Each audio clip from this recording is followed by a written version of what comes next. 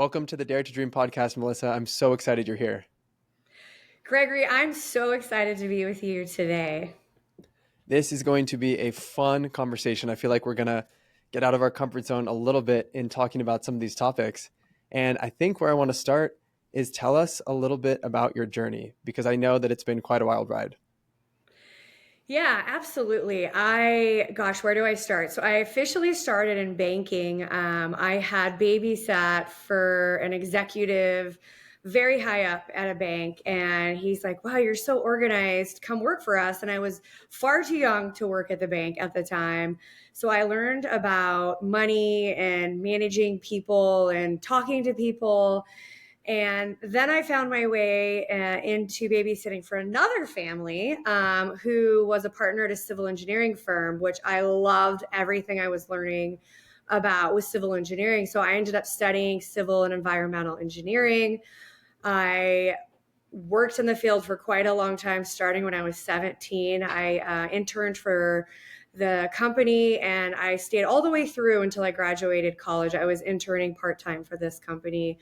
Um, I lived a lot of pivots. From engineering discipline to sales grit to leadership empathy, I was always bridging a gap between two different worlds. And so I found my way from engineering into the casino gaming industry by accident.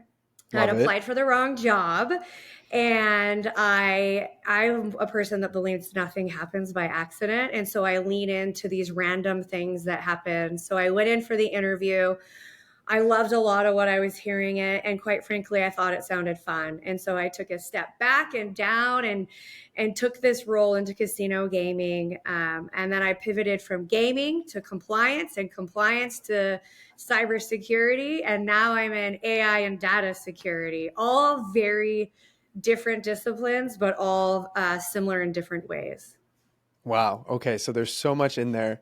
And I want to unpack a couple of things you said. One, you said that you don't believe in coincidences, things happen for a reason. Tell me a little bit more about where that belief system came from.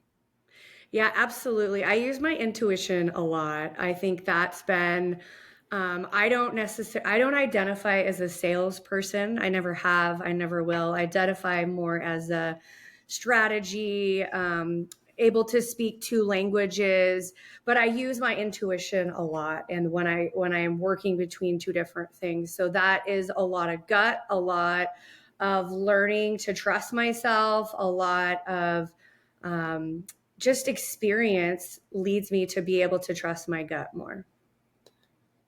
This is something that I love learning about and talking about, because intuition is something that I'm always trying to build, and I'm always trying to figure out, how do I know if I should trust my gut? And I know a lot of listeners have this question. How do people know if they should trust their gut? Do you have any tips and tricks for tapping into that? Yeah, absolutely. I think, one of the ways I learned is I was pivoting between careers. And everybody always said to me, Gregory, they're always like, well, engineering is not like sales, and sales is not like cybersecurity, but careers aren't linear. They're not going to be linear. I believe personally in our future ever, people aren't staying for companies for their entire career. So every step you go in your career, you're building transferable skills and you're learning different things from all of these skills. So intuition is something that I've leaned in. Does this feel good? Am I happy? I use my emotions a lot as a guiding post for intuition. So if I'm feeling upset or angry or anxious, then I lean back into, okay, why am I feeling upset? Why am I feeling angry? And that is kind of my northern star for what direction I need to take. And I use emotions every day, all the time. And I believe they're all okay. All the emotions that we all have are okay, man or woman. It's cool hearing you say that you use your emotions to tap into that intuition, and almost as like signals or guideposts on how to move forward. Because I think in today's day and age, there's a lot of people who just shove their emotions down. And it's like, emotions, I don't want to deal with those. I don't want to think about that. I'm going to operate solely based on rationale and logic and analysis and all of this. And I think emotions are a lost art, and it's such a big part of us as humans. So I love that. Let's unpack that a little more because I think you're right. So, I would say earlier in my career, I silenced a lot of those emotions. I was a young engineer. I wanted to be liked by my peers. I wanted to seem ready and knowledgeable instead of being called that young blonde girl. I wanted to be known as the one that knew the answers and the one that was dependable. So, I kind of shoved down a lot of those emotions, a lot of the silencing, like, why were they treating me the way they were treating me, for example? Like, I wasn't, and not that I'm like too good to get coffee, but I was really treated less than where I was. I was a graduate with a dual engineering degree. I was working on a very large, lots of very large federal projects. I knew my stuff, yet I was gathering lunches and gathering coffee and cleaning up our break room. And so I silenced those emotions. And so I would say the earlier part of my career, I was struggling with different things that maybe didn't have show up in my family. So I thought I had some thyroid issues. I thought I had, different health challenges that I didn't. But a lot of that, I believe, was from me silencing those emotions and doing exactly what you said, was pushing down my intuition, my emotions. It ultimately led to me having some illness in my 20s. Mm. Speaking of intuition, tell us how we met, because when you shared with me when and how you reached out to me, I loved it and it made me laugh. Yeah, so I am not a frequent scroller of social media in the middle of the night. And for some reason, I had woke up and I could not go back to sleep, which I am a fantastic sleeper. I am not a night doom scrolling kind of gal. And I came across your podcast and I just started listening to them. And you're spot on because a lot of my steps have been, not always correct, but I stepped and I leaned into the fear and I gathered the courage that I had to move me to the next step. And so I reached out because that was how I've lived my life, is exactly what you're talking about on this podcast. And I got a LinkedIn message from you. I think it was at like 12:29 a.m. and it was so kind and there was so much energy in it, and I knew that we needed to meet. So we jumped on a call and we hit it off. And now we're here. And speaking of that courage, embracing fear, I would love to hear, as you've navigated this amazing journey and career you've had, how have you really leaned into pivoting and risk and entrepreneurship and all the good stuff? Yeah, I think courage is something we develop, right? Like taking one bold step to doing something. And I unpack this a little bit in my book where, I've had challenges in my life, a lot of them. And every major pivot I've taken came with fear, whether it was when I was young, whether it was my 20s or today. Fear to me equals evidence you're on the edge of growth. So every time I stepped into, I'm scared of this or I'm fearful of that, I grew. And a lot of times I grew in a major way. And it doesn't mean that there's not going to be fear. Courage isn't absent of fear. It's actually action despite being fearful. So, my pastor talked a lot about this past weekend. He was jumping, he was paranoid and scared to death of sharks, but yet he was in the military and he was doing a lot of jumping out of planes, and he literally had to continue to jump out of planes and into actually swimming with sharks to get rid of that fear. And he was able to move to the next step and the next step and the next step. And I also think aligned with fear is risk. My biggest breakthroughs and the best things that happened were because I took risk. I took risks to change jobs, to pivot careers, and didn't stay kind of stuck and complacent in where I was. I would ask myself, what's scarier, staying stuck or stepping forward? Something as simple and rudimentary as that. Hmm, that is such a powerful question. What's scarier? What's riskier? Stepping forward and putting yourself out there and potentially falling on your face, or being stuck and staying in the same place for the rest of your life? I really resonate with that. But I want to double tap on this for a moment because you have been very successful in your career. You're obviously very smart. And the risk analysis a lot of times doesn't make sense when you're looking at doing something new. It's a pivot, it's a risk. How do you actually think about that decision? Or does it really just come back to that single question you ask yourself of what's going to happen if I stay? What's going to happen if I don't do it? A lot of this I learned by watching a lot of movies. So I think about actors and actresses, super talented people. They have to morph in to a character with all their roles. They have to become that character. And so I do a lot of that. I sit in that character. I said, okay, this is Melissa here. What does she look like? This is Melissa there. What does she look like over there? And I really work through all that, the pros, the cons. Am I staying? Am I going? What's the risk of staying? What's the risk of going? And then when I get it all out, where I work with me first, then I ask my counsel, which is, um, my husband, of course, first, my children. I even asked my 3-year-old son, who most people would be like, why would you talk to a 3-year-old? Some of the best piece of advice I've received has been from my 3-year-old son. And my husband as well, my daughters, the people that I have long-term relationships with, they'll speak into my life and, they'll say things like, Melissa, you're overthinking this, you know, and they'll give me different constructive pieces of advice. Now, not all of them have I taken, not all of them have I listened to. I decide, I'm in the driver's seat in my life. I get to sit in that seat and decide whose advice I'm taking. But when you talk through it with people you trust, that know you, that get you, it's unbelievable what you work through when you can do that. And so much of the benefit comes from you just talking it out with people you trust, with people who, yes, they can provide feedback, but a lot of times you just need to hear yourself talk through it.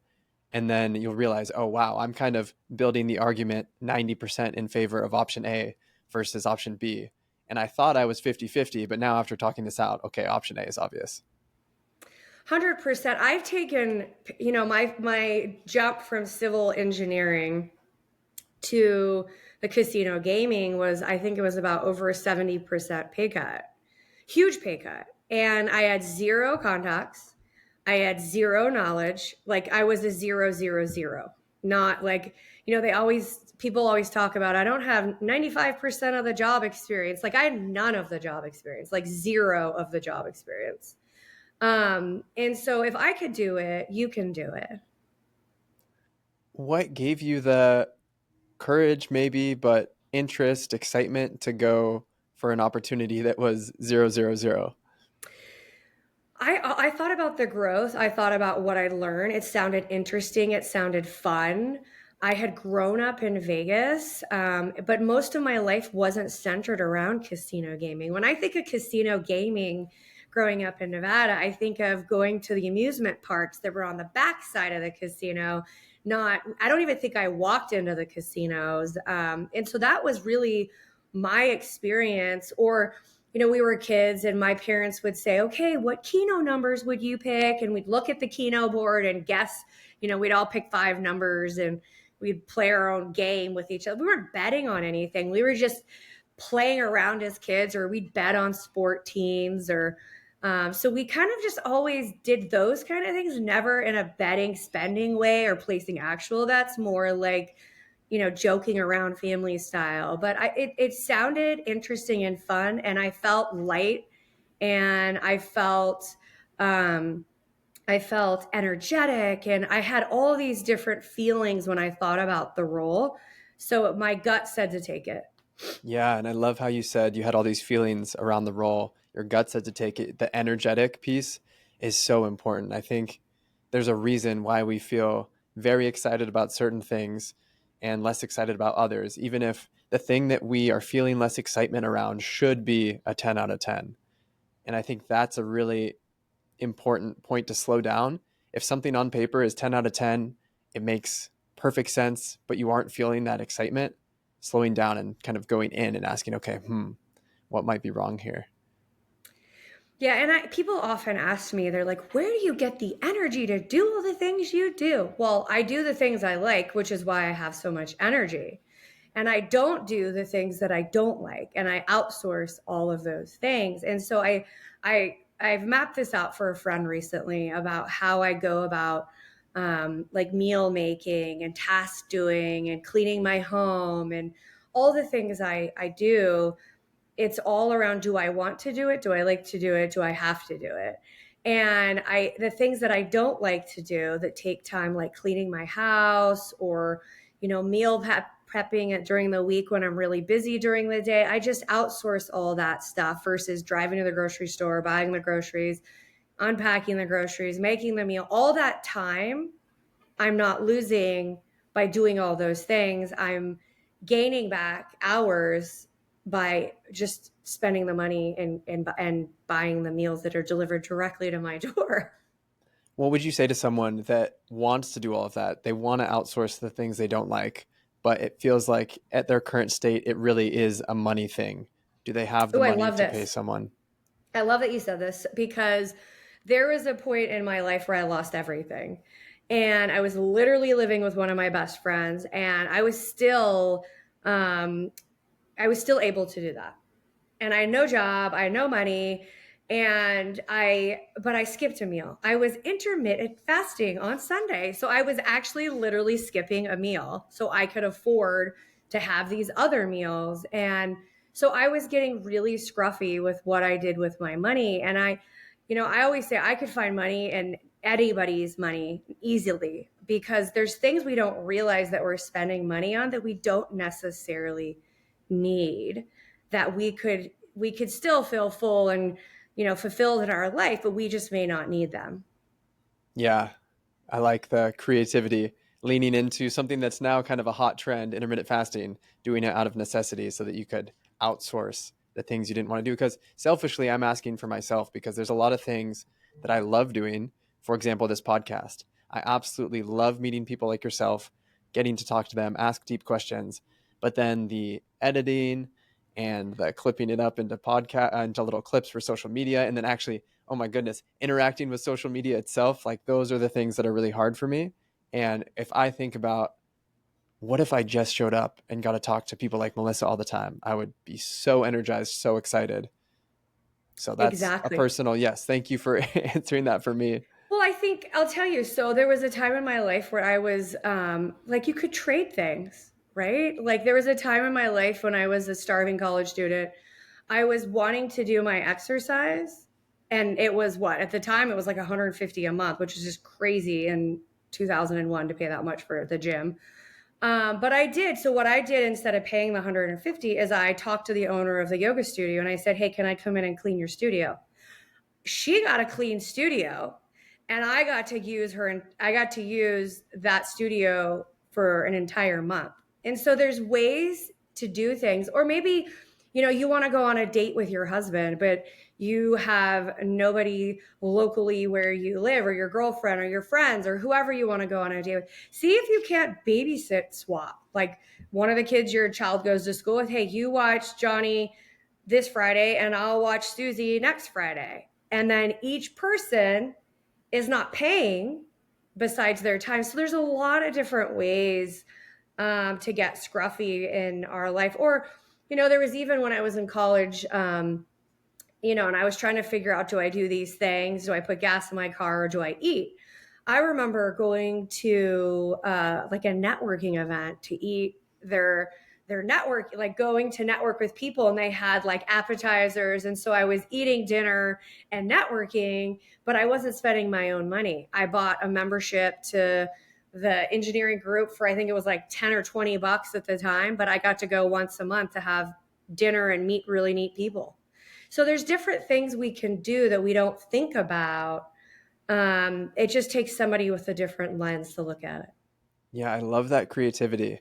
And I think I admire how you approach that as I'm just going to make this decision. I'm going to forego this thing here so that I can get this thing over here instead of bringing in all the, oh my gosh, like I can't possibly do this or skip this meal. You just kind of made it happen. It seemed like there was a lack of story and excuse, and you're like, well, I'm going to figure out how to get it done. Yeah, that's a really good nugget. I really don't show up a ton like in the victim guilt. A lot of times, like things are going to happen to all of us. I've been wronged a lot of times. I've had people take advantage of me. Had people steal from me. I've seen it all. Do I think it's happening at me? No. I think that goes back to what we were talking at the beginning, your intuition, leaning into that, you've had that bad experience with that person or you've gone on that bad date. The next time you feel like I just don't like this person or something's off here, you're probably right. And so the more that you kind of experience that and think about like how am I feeling? How am I doing? Like I've had in my previous job, I had some people I get on the phone with and I was instantly anxious, like instantly like overwhelmed, anxious, my temperature would rise. And so I just try to stay off and away from that person in my previous job as much as I could. And if I had to, I would just not look. I would hide their avatar. Like I'd literally stick a sticky on my screen so I didn't have to see their face, literally. Whoa. And there's things we can do so we're always living in joy and bliss all day, every day. When we're in joy and bliss, the world just opens in a whole different way. And it seems like, if I'm understanding you correctly, that's how you're able to do so much and show up with so much energy is, simply put, you're doing the things that you love that bring you joy and bliss, and you're outsourcing and avoiding and putting sticky notes on the faces of people who drain you. 100%. And I do it all the time. So hopefully those people would hear this podcast that I've sticky their face And on a screen. and hopefully there's not a sticky note on my face right now. Never. The exact opposite. No, I think it's funny because, you know, we don't think that people have a react. Like, we often don't believe that people can affect our happiness. They can, but we get to choose if we allow it, right? So it's a choice. So you could be in a bad relationship or at a bad job or whatever your bad situation is, but you get to decide how you're going to show up. Like when you leave that person, if you're tired, you're reactionary to your spouse, like, and I've had this happen to me. I've had to learn from experience. So I'm telling you this as someone who's been there, done that, and I've had a lot of these, I'm going to call them energy vampires, suck my Duracell battery dry. I have nothing left to give to anyone else. And so I just started realizing that. And I realized some of these relationships need to go, some of them need to stay. And I need to interview for some new ones. And I really look at my life like that. I have friends that I've known my whole life. Several of them could be mothers of me. Several of them, like my son, he's a mentor to me. He'll come up and grab my phone and say, Mommy, that's probably enough work for today. And he's probably right most of those days that he tells me, and I lean into that and I listen to that. And then I put the phone down. I finish what I'm doing. I let him know. And then I move on to my time with him and come back to what I'm doing. I'm so glad you brought him up again, because that's been living in the back of my mind. What advice has Melissa gotten from her 3-year-old? So it sounds like he will come up and tell you to get off your phone if you're working too much. What else has he shared in terms of guidance? Well, he's got a big personality, Gregory. So I took him shopping. I have a conference coming up next month, and I take him shopping with me to find dresses. And most of my friends think I'm absolutely nuts taking a 3-year-old dress shopping with me. But he is my best ally for Mommy. That's terrible color on you. And it's unbelievable how radiant. It's like I'll put something on and he'll say no, but he'll tell me what's going on. Like I travel for work and he'll tell me, Mom, this has been a lot of travel and we'll talk about it. We'll talk through it. And, I'll explain it to my child and explain while I'm going here and what I'm doing. And, thank goodness for technology. I'm able to FaceTime him when I'm away and talk to him. But, he's been on my podcast. Those were, of course, bloopers. We haven't aired those. And, he likes to talk to people and he's come to many of my speaking events. I have several of my very favorite clients who have, held my son, knows my son. He's been my personal life and my professional life overlap. They're the same thing. They are both me. I would say most of my 20, I would say all of my 20s, all of my 30s, not all, but a large majority of my 30s were all about me professionally, not me sharing who I actually was outside of the role, the job, the nonprofit, whatever I was doing. And it wasn't until a client of mine was like, Melissa, I didn't even know you were pregnant. I'm like, I didn't even tell you I was pregnant. And then he was really one of the catalysts for me really opening up on LinkedIn and sharing I'm a mom, putting some of the stuff with my kids, online, both, the cute stuff, but also the authentic stuff, like what actually happens during a day, not what I want the world to see. And so just sharing those experiences with people. And I think, women and probably even men, my husband doesn't talk a lot about, me as his wife or him as, the children, but I think it should be okay because my company that I work for is better because of that. And I'm better because of my children. And so both sides win. My family wins from my job, and my job wins from my family. I love that so much. And it makes me think of something that I've noticed, and it's something that I am now realizing I judge people for, positive or negative, is when, especially during COVID, when I worked at my old company, I'd be on the call with someone on my team or my boss or whatever, and their kid would come in the room, and either the person on the Zoom call with me would be like, "Oh, I'm so sorry, my kid's here. Like, let me tell him to get out of here," or they would just reach down, scoop him up, and like bring him into the call. And I've always loved that so much when parents are unashamed that they have a child running around, because obviously you're at home during COVID, and they actually bring them into the space and be like, "Here's my son. Like, have you met him before?" It's so cool. Well, it makes everything human, right? It Yes, makes yes. it like um we're all have like some people have fur babies, some people are taking care of their families, some people have roommates. you know I like to say I like to show up when I meet people without my armor, meaning like I'm here today as Melissa, not with 80 layers of armor. I'm here being authentic, having authentic conversations. Now I have experiences that have taught me different beliefs that I have, but it doesn't mean I'm showing up trying to behave a certain way. It's sometimes when I do have people that I just don't get along with, I'm not disrespectful. I just, disengage, and I get through what we need to get through, and I move on my merry way. And I love that your 3-year old is a life mentor. He provides guidance. He's a fashion consultant. He goes dress shopping with you. And he's been on the podcast, which is a perfect segue. I would love for you to tell us, what is the podcast? Why'd you start it? And who and what type of stories do you highlight? Yeah, the podcast is really interesting to me because I talked about, having this amazing network of really sharp people that really need to get out there and speak more. And I'm like, you guys are so smart. Why aren't you speaking? Why aren't you writing books? And so I started to spotlight authentic leadership stories, where they came from, what they're doing, what they know, because I really think success isn't about being perfect and doing everything perfect. It's progression and connection. So growing and connecting to drive whatever outcome people are doing.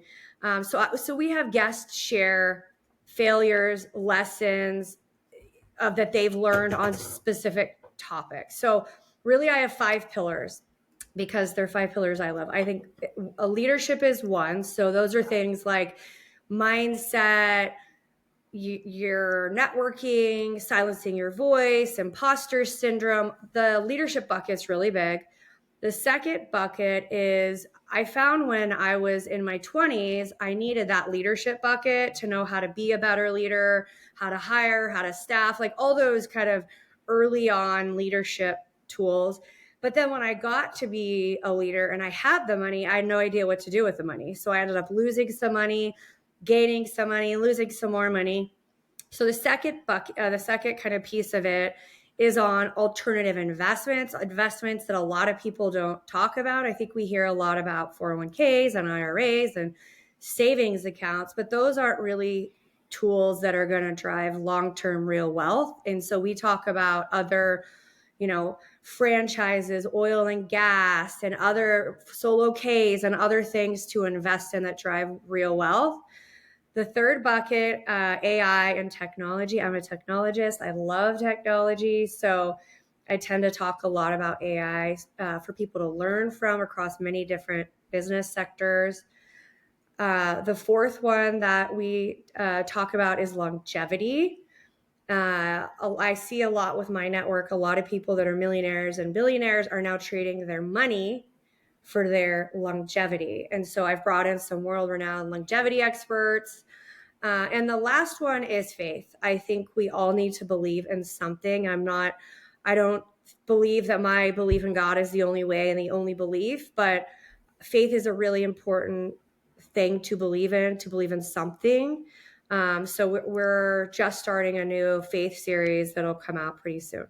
I've had a couple of pastors on, and so it'll different types of faith. And I can see in your background, the name of the podcast is Executive Connect. And I highly recommend Yes. for everyone listening, go check it out because there are some amazing episodes on there. Yes, absolutely. Definitely. Follow us at YouTube, all the things, all the channels. Yes, I love it. One quick question that popped in while you were sharing about all of that. Have you ever heard of Colin O'Brady? Colin O'Brady. I don't think so. So he is an 11-time world record holder of various exploration slash physical endurance things. He was the first person in history to walk across Antarctica alone, unsupported, and human powered, which meant he walked across Antarctica carrying 375 pounds of gear and food behind him for like 59 days. And he's written a book called The Impossible First. I'm looking over here because it's right over here. He wrote the 12-Hour Walk book. I don't know if you've ever heard of that. It's like you go on a Uh-uh. walk for 12 hours by yourself, no phone, no music, to just really connect to yourself and life and take a break from the crazy pace of the corporate world, whatever world you're living in. But anyways, I met him last week. He was speaking at my friend's kind of networking event in San Diego.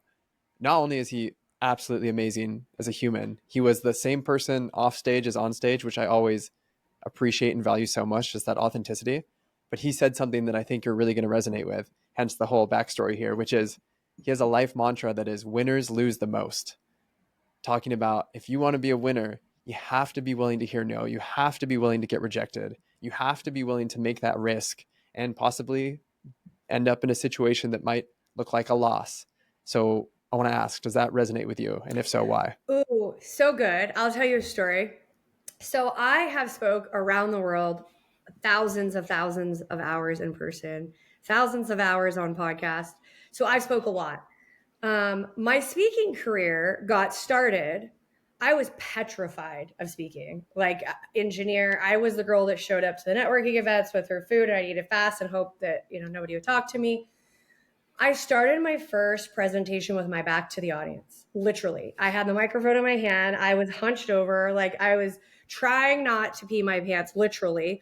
And I told the audience, I'm like, look, I'm really scared to speak on a stage. I have to start with my back to you to gain enough courage to turn my body around to actually start talking to you. What happened next is everybody stood up and started clapping. What I didn't know is like 90% of the world has a fear of speaking. I don't even know. There's like some metric. It's like over 90. And so I would say most of that room identified with me. And I started my speaking career in that capacity. And so again, authentic, showing up honest with the people that I'm talking to and being okay to fail. Like so many times I've said things, I'm dyslexic, said things backwards. I've read the teleprompter backwards and I'm like, what exactly was I trying to say there? And I just laugh it off because I'm like, people were listening to that one sentence. And if they were, maybe they'll be graceful. If not, I don't want to know them anyway. Right.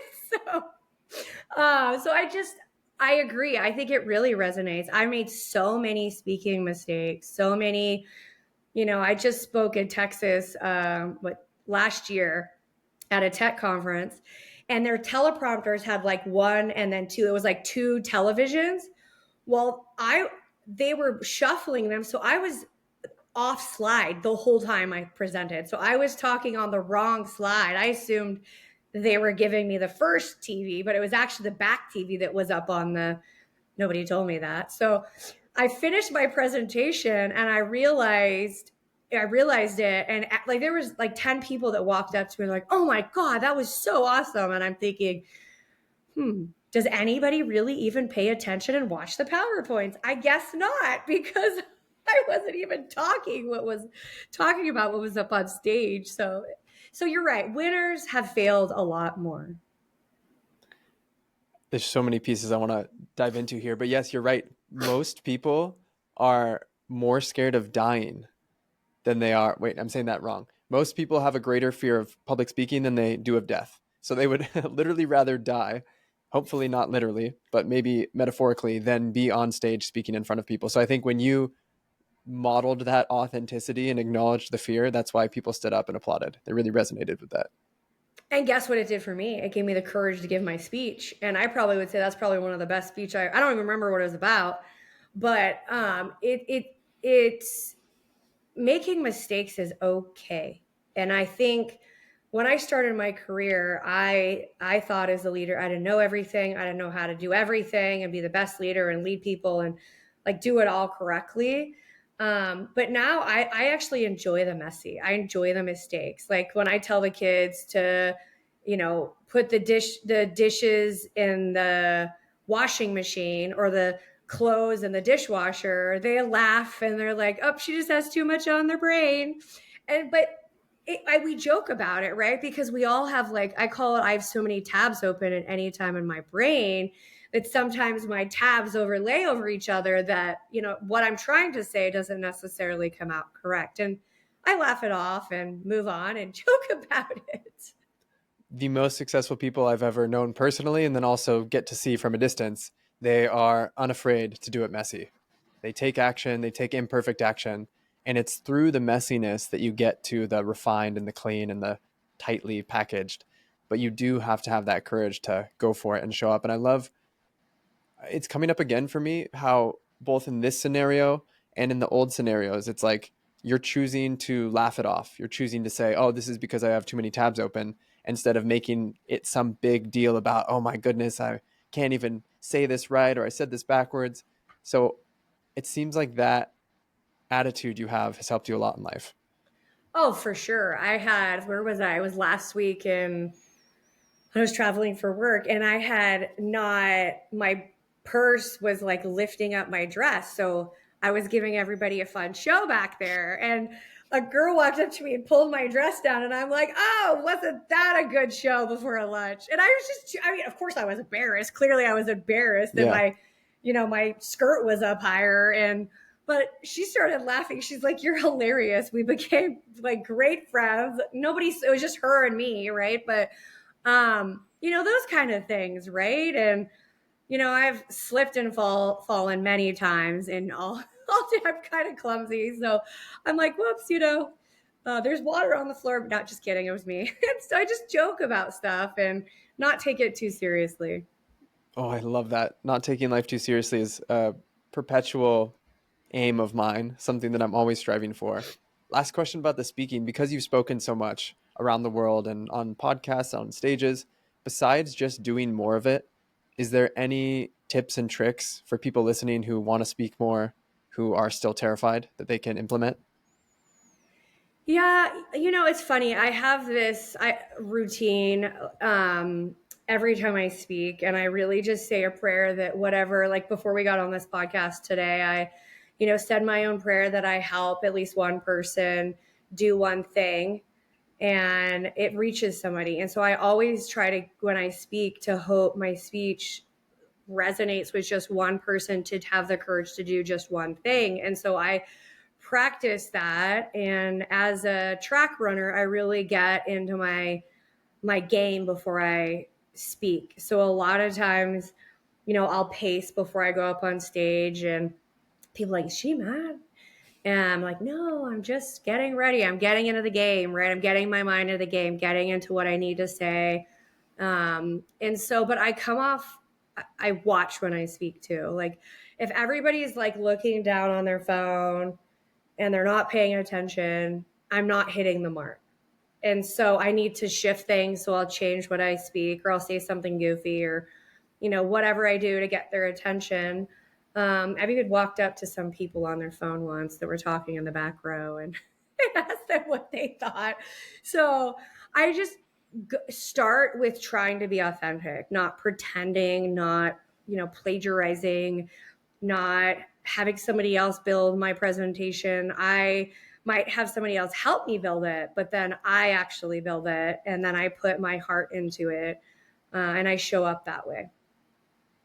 Fantastic. The authentic approach seems undefeated because it's you. And then if when it does succeed and it does go well, you get to feel the applause and really enjoy the admiration from the crowd for something that you did, you being yourself instead of you pretending to be someone you're not.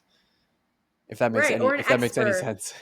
No, I think a lot of times people are speaking, like I've said before, I know this much about this subject. This is what I think, but if you reach out to me, I'll get you an answer for that.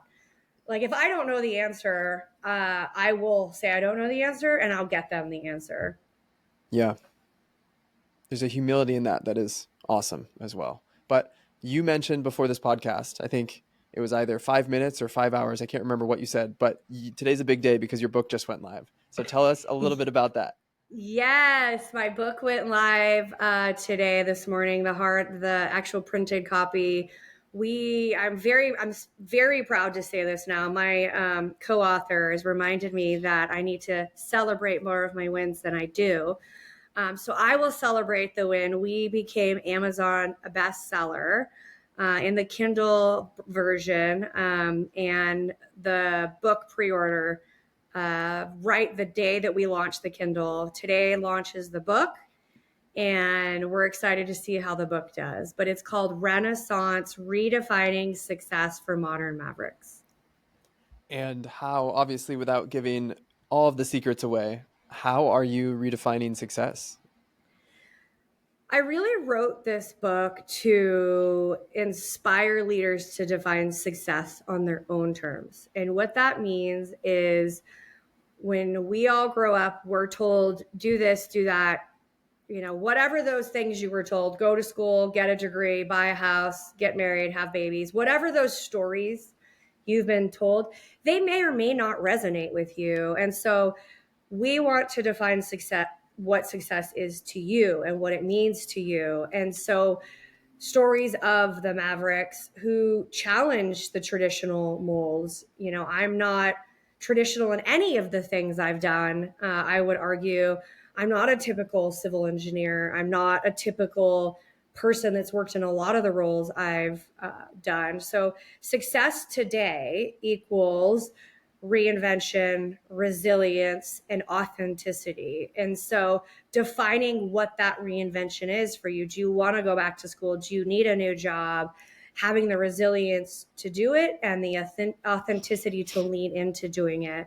And so we encourage the readers to embrace the season. I'm a big fan of Jim Rohn. I love his book on seasons. I think it's one of the best books I've ever read. And it's like, an hour read. It's so short, but it's really embracing the seasons of your life. Like I've had to slow my life down to have, my son. I've had to slow my life down when I uh, got married to my husband. I've sped my life up now when I'm taking on a new job. And so the big question I think I want to leave with everybody, am I chasing the version of success that's true for me or somebody else's version of what success is? And so that's what this book is. It's the heart work, the soul work of who you are and who you hope to become. Oh my goodness, Melissa, you are just teeing me up because listeners of this podcast know the number one regret of the dying, the number one thing people say at the end of their life is, I wish I would have had the courage to live a life true to myself. not the life others expected of me. So you asking those questions and helping people figure out, am I chasing something that's for me, or am I chasing something simply because society said if I check these 5 boxes, I'm going to be happy and successful and I'll have made it? That is such meaningful work, and I'm super aligned with that. And I think and it's not that people do it to be vindictive or whatever the words are. Like, in my family, all the women had kids very young, very, very, they got married young, they had kids young. That wasn't my story. I wasn't having kids young. And it wasn't that my extended family and my mother were doing anything, malicious. They were just encouraging me to do things differently. But it wasn't my path. It wasn't what I was supposed to be doing. And so I had to really challenge their, when I hit 30 and I didn't have a kid, they're like, oh my God, what's wrong with you? And I had to assure them that nothing's wrong with me. I'm just on a different success strategy than they were, a different blueprint. I had a different blueprint. I'll take that from engineering. I had a different blueprint than my family. And so I had to educate them. And it doesn't, and maybe, and several bosses, I had a different belief system. And so it's really a call out to be authentic to yourself, to quit showing up, getting in the wrong relationship so you can settle down and do whatever you have to do, or taking the wrong job so you could settle down and do whatever you have to do. I have a number of friends that have gone to college, have either a master's or a PhD because their parents wanted them to get those degrees. Some of them are actual medical doctors that no longer practice medicine. Some have studied for 20 something years and they're not doing what their parents wanted. And it took them all these years to make those changes. I say do it up front. Be Define success for you today. Like, what is success for you? My definition is very different than a lot of people's definition of success. And I have to ask about that because that used to be the question we ended every podcast with. It was, how do you define success? And we have a couple more questions I want to get through, but I need to know, how do you define success, especially after you saying, oh, it's very different than a lot of people? I divide them by my relationships. I have authentic, true, ride or die relationships. I have people, if I'm in the center of the world and I can't find my way out, they will charter a plane and come find me and a search crew. And my husband has been the guiding light for my podcast, for my book. He's been a support system. Any woman that's lucky enough to find a man that cheers as loud as my husband is so lucky. I think that's the blessing. And for the record, I'll just put it out there. My husband did not have all the boxes I wanted, but he has become all of those boxes and more. And so I guess the message is for those that are still looking, don't give up, because there's somebody out there and they might not have all those boxes, but he is my best friend and my favorite person to do life with. So my relationships is how I define it. It's not monetary that I define success. We all need money to pay our bills and to do. So I do, like, there is a money component to all of our lives that we want to have X dollars to feel safe and secure. But how I define true success is I'm happily married. I actually want to be around my husband. I actually want to be around my children. I yearn to see my friends. I make time for my friends. I make time for my parents. It's a very important part of my life. And so I would say my relationships and my pictures, like all the stories of my pictures. So if my house is on fire, the things that I'm taking with first are my pictures and my family. So it sounds like the richness of your relationships and the memories captured Yep. via pictures are very important to you. Yes. Yeah, absolutely. I have several friends that could have anything they want in the world, absolutely anything they want. And they don't have relationships. They have a couple of them do not have families to go to for holidays. And I can tell you the saddest I've seen people is that two of them have spent holidays at my house, um, and that is how I define success, is having someone to be with during the holidays. Beautiful. I want to ask one question about your ride or dies, and then we'll kind of shift into future vision of where you're going. So, center of the earth, somehow you found yourself there. You have people coming to find you, to break you out, no matter what. How did you build these ride or die relationships? Because a lot of people today are lonely. A lot of people are struggling to make friends and really cultivate these relationships. So, what would you recommend as a helpful step? Absolutely. That's a great question. I think all of my friends are different races, different sexes, different backgrounds, different ages. One of my very dearest friend, I last June we went to Italy. She's in her 60s, and we met because her husband was a mentor of mine. And when I left engineering, and when her husband died, which was my mentor, we became very best friends, and it just happened, and we both invested in each other. Now, if you're in investing in a relationship and nobody's showing up and nobody's returning your call and nobody's texting you back, and you've done that, then it's time to find new friends, because people that are your ride or dies, they take your calls. And if they miss your calls, they call you. Some of them have called me back a week later. So sorry, this happened, that happened. And we're right back where we were. But if they don't, stop texting, stop calling, and see if they're really friends. I love that. That's a good measuring stick. So, as we come into the tail part of this podcast, what is next for you? Where are you headed? What are you up to? Tell us a little bit more. Yeah, that's a great question.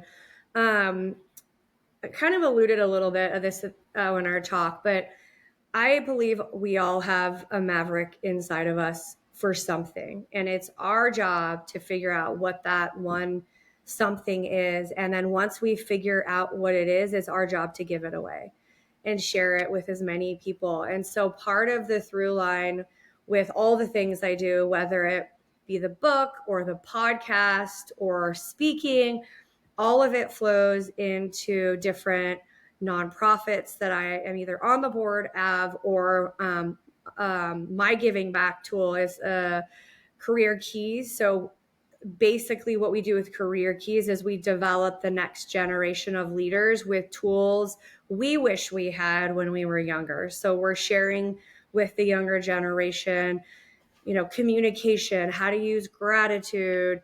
Um, and I think back to the word legacy. We often talk a lot about, I'm going to leave a legacy or a legacy. Giving back to others is the legacy. So when you lean into people that are in your life, or people that are that need help from you, that is the legacy, because you will forever know that you helped that person, and they will be better because of your support. Small acts of guidance can unlock big, big opportunities for others. Back to kind of what we were talking about speaking, I had somebody who worked for me who was petrified of speaking, would not stand up in front of a room. Absolutely not, under no circumstances. I got him to do it. I did it with him, and he now speaks confidently. And I gave him that gift. It's something I gave him that he was not comfortable doing, and I knew that he had it in him, and I kind of sussed it out of him. And so that's what kind of Career Keys is. The book, more speaking. I just started a new role I'm super excited about. I'm executive vice president of strategy and growth for a data security company. Very excited to merge innovation, cybersecurity, growth. Um, I'm really excited about that. Gosh, there's so many things. What can I tell you? More speaking engagement, and really blending the podcast, the book, my nonprofit, my career, all the things I do to make up me, and really just encourage others to dream big and act small daily. Dream big and act small daily. I love that. You are in the right place on the Dare to Dream podcast.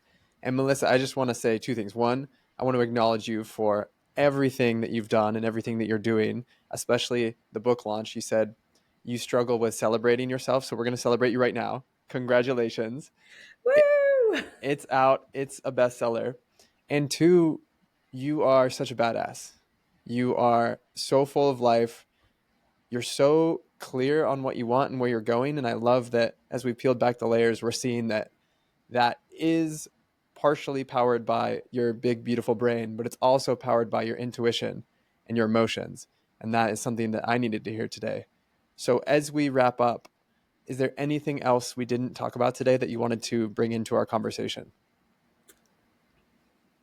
No, I think as a woman who's worked in a male dominated field, a lot of people have asked me like this I get this question a lot. Like, how does it feel to be the only woman in the room? And I always say, like, I don't see myself that way. I truly don't see black and white, Democrat, Republic, man, woman. I see people, and I give them the chance versus, we all judge people when we see them. It's just our natural human behavior. But then I give them a chance, right? And if it's something that I don't trust and it's something that caught me off guard, I'll lean into that and I'll really go and figure it out. Because sometimes negative things can resonate in our brain and we make more of it than it actually really is. It might not be anything, but we're overthinking, over analyzing, over indexing. And so I give people that chance. I usually do it twice. If, I give them one chance and then I give them two chances. And after the third chance, I know that my intuition was right. Um, but I sit in masculine, feminine every day, all the time. Every day, all day.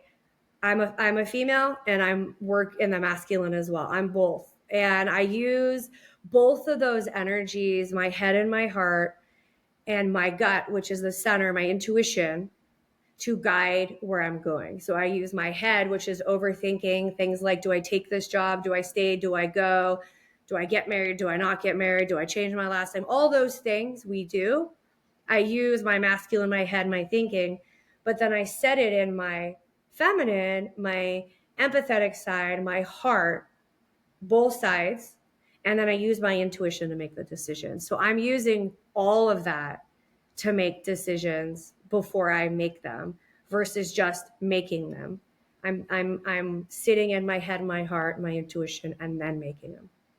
And that's where the magic happens, when you marry the head and the heart and you bring it together. And you are proof of that magic. So thank you for sharing all of that with us today. Thank you for sliding into my DMs in the middle of the night, because this relationship and this opportunity came from that.